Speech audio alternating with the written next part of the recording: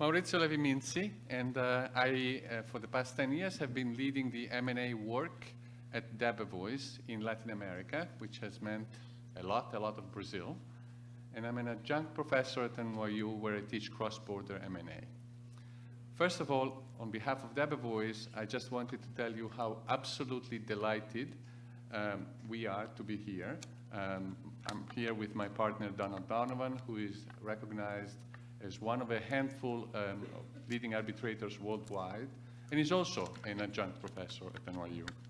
We are delighted to be here because we have a long, deep, and strong involvement in Brazil, and we are very happy to be here with some of our best friends in the country that include Mariana Pargendler and Carlos Gouvêa of PGLaw and the universities here, and our friends at Mattos Filho, Eduardo Queiroz, and others that will be participating throughout the day, including our friends from BTG. I would also like to add, on behalf of NYU Law School, that the school is absolutely delighted to cooperate with FGV and USP on this important initiative to promote understanding across legal culture. Why have we joined forces with the academic institution I just mentioned, as well as our other friends and sponsors? 20+ years of experience working on Brazilian M&A transactions have taught us that there is much to learn by comparing practices across jurisdiction. And I want to underline from the outset that this is truly a two-way street. In my experience, American lawyers have as much to learn from Brazilian lawyers as the other way around. Having lived across culture for my entire professional life, I know that the perspective of an outsider often sheds light on aspects of practices and legal theories that are harder to analyze from the inside. We all benefit from looking at each other's practices and taking what works best from one jurisdiction to the other market. Our learning goals, I always start this way in my class at NYU, can be stated as twofold. First, we will focus on important trends in M&A, contractual practices in Brazil and in the US, to give a preliminary assessment of their overall impact on deal making. This is a very rich field that corporate lawyers and academicians need to research and analyze further to understand whether some of these practices could be reformed to increase the productivity of the M&A market. The goal that the M&A lawyers have set for themselves today is to open a window on those issues and encourage everyone with an interest in these issues to dig deeper and research and analyze these issues. Our second objective and our second major area of focus this morning is the role that courts and arbitration panels play in the design of M&A agreements. What I said earlier about the value of learning from the practices in other jurisdictions applies with equal force to studying what happens in litigation and how that affects deal making. Deal lawyers and dispute lawyers are increasingly working hand in hand in matters. And what we are discovering more and more is that we need to unpack this feedback loop between what happens in litigation arbitration and deal making. That will be a focus of our second big panel today. Having set the stage generally for our topics, it's my pleasure to hand the baton to my friends Mariana and then Carlos. Carlos and then Mariana. Yeah. Thank you, Maurizio. I would also like to introduce myself. I'm Carlos Portugal Gouvêa. I'm a partner at PGLaw and a professor at the University of São Paulo, and now co-chair of MACA with Maurizio and Mariana on behalf of the Commercial Law Department of USP.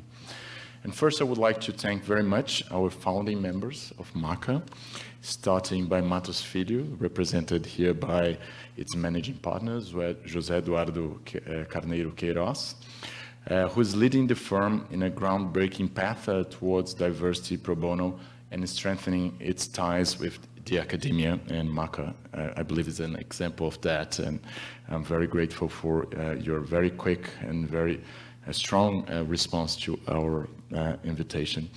I would like also to thank BTG Pactual and my good friend and general counsel Bruno Ducchi, who was my colleague at the law school and also responded very quickly and provided us a lot of support. And I would also like to thank the entire team at BTG who also supported us throughout. And Debevoise, represented here by Maurizio Levi-Minzi. And Debevoise is kind of my alma mater as a lawyer, where I started my career and where I learned much of what I know today for sure. And it's a great pleasure to be here surrounded by you. It's like life making full circle. And I also would like to thank PGLaw on behalf of my partners, who also supported this project entirely since the beginning. So it all started on May 2019 when I got an email from Maurizio asking if I would like to do something regarding M&A from an academic perspective. He was teaching at NYU, I was teaching at USP, and I had the great opportunity to work with him a few years ago at Debevoise, and agreed that we were missing this kind of debate in Brazil and in the entire continent. And I responded, sure. And more than that, I know one of the most talented scholars in Brazil who is at FGV, and I believe that she would be interested, Mariana, my wife. From this spark, basically everything made sense. MACA almost made itself happen. Every person that we invited accepted the invitation. Every person that we connected provided support. And here we are today. More importantly, you accepted our invitation. We ended up being overly subscribed, and it's an immense source of joy to us. Thank you all for being here today.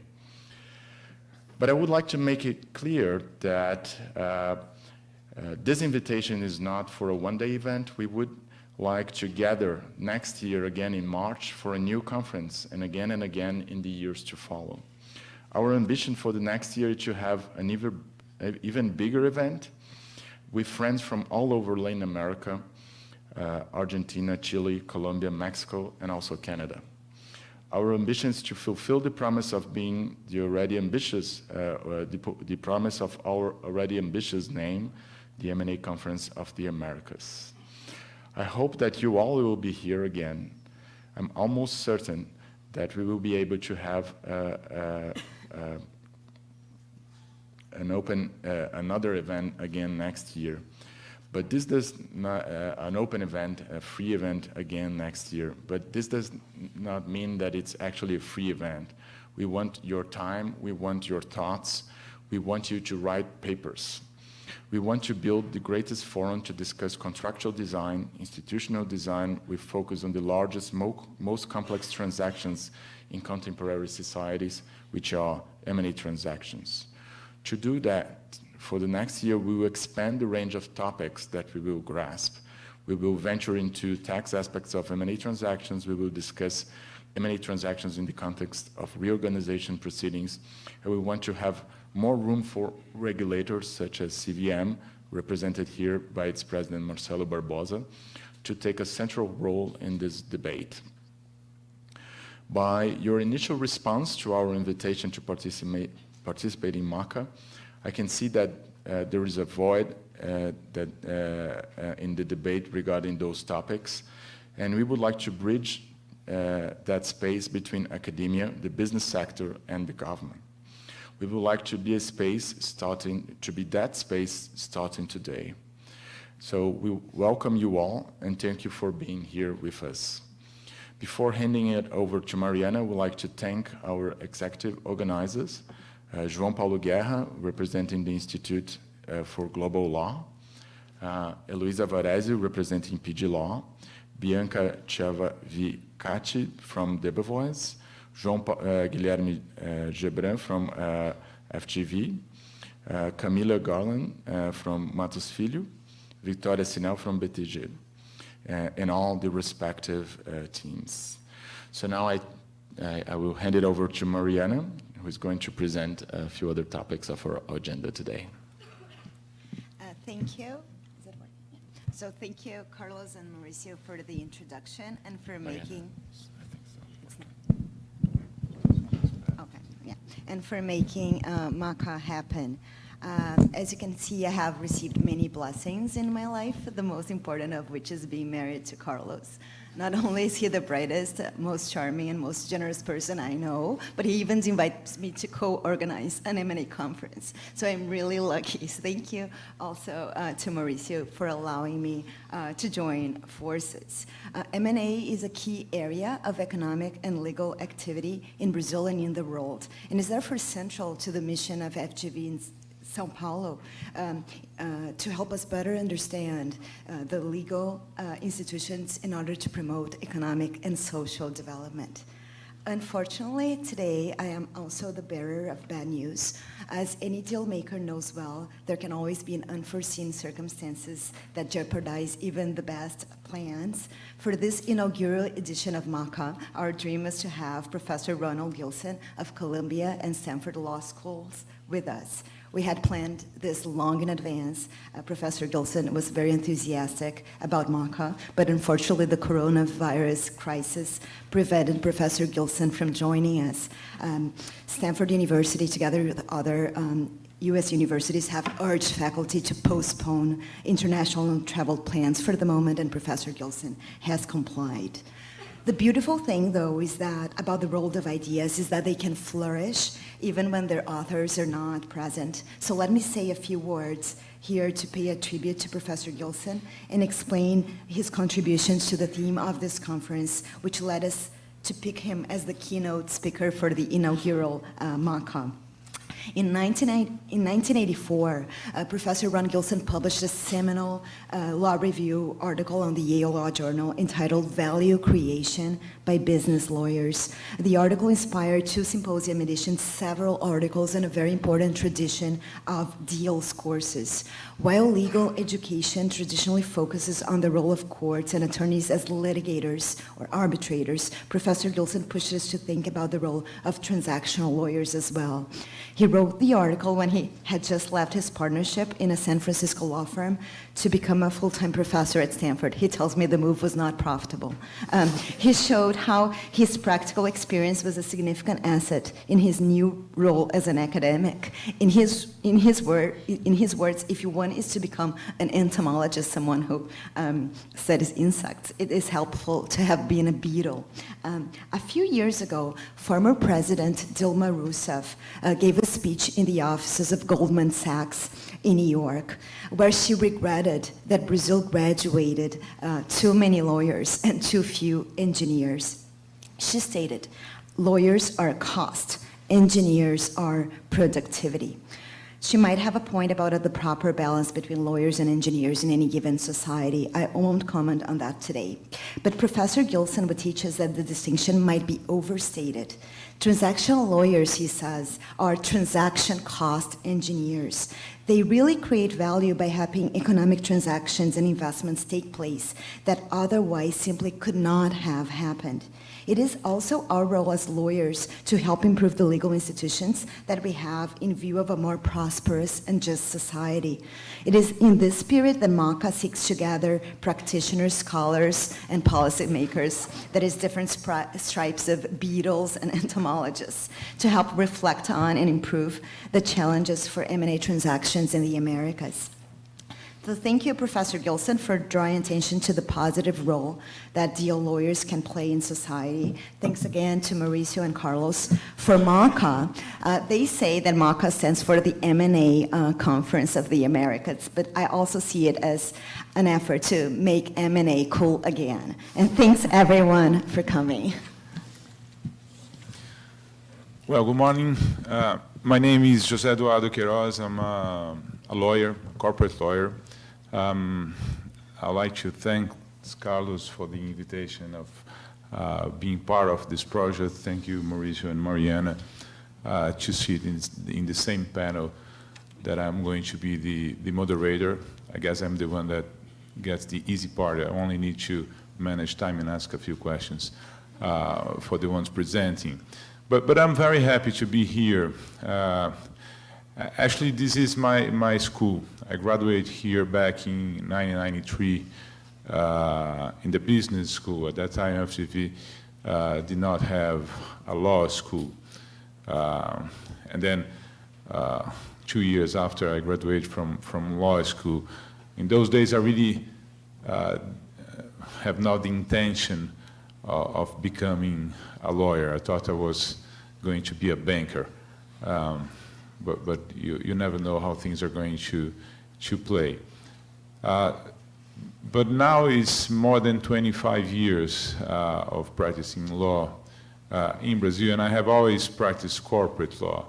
I have practiced capital markets, banking, finance, project finance, and recently more of M&A transactions. And I think it's very interesting to think about this period of time. I think how the market has evolved in Brazil.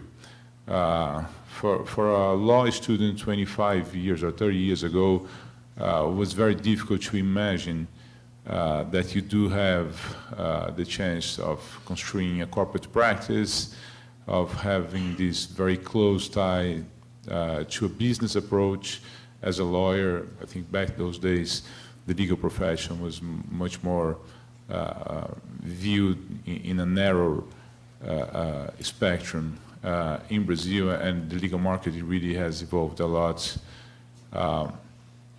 in these 3 decades. I think the place where we converge more in terms of the corporate practice, legal corporate practice in Brazil, is really the American market. I think this is where we seek for inspiration in terms of the regulatory framework, in terms of how our capital markets evolve.